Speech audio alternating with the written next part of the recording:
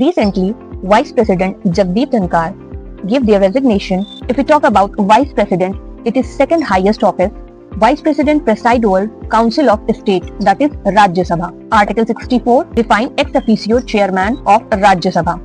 The election of Vice President is indirect. The 11th Constitutional Amendment Act of 1961 changed the original way of election of president, that was the elected by two houses of parliament by just joint meeting. Now the position is elected by electoral college, which constitute elected and nominated member of both Lok Sabha and Rajya Sabha, that is parliament. Election is by the system of proportional representation by single transferable vote and secret ballot. If we talk about the qualification to be elected as vice president, so person should be Indian citizen, age must be 35 years or more, qualified as member of Rajya Sabha, not hold any office of profit. Sitting president, vice president, governor, ministers of union and state can also nominate their name for vice president position. Oath of vice president is taken by president or some person appointed by president, covered under Article 69. Two conditions must remain: that vice president cannot be the member of either house of the parliament or state legislature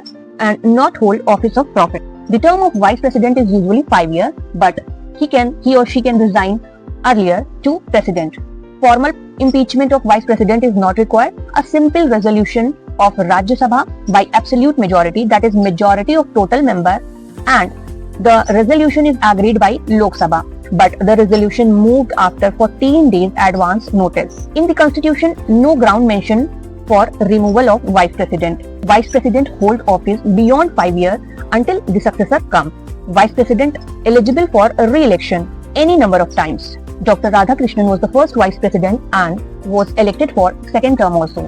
Krishnakant was the first vice president who died in office. Radhakrishnan acted as a president when Dr. Rajendra Prasad went to USSR in 1960 and second time acted as a president when Dr. Rajendra Prasad ill in 1961. Election dispute regarding the vice president all inquired into and decided by Supreme Court. An election cannot challenge on the ground that electoral college was incomplete.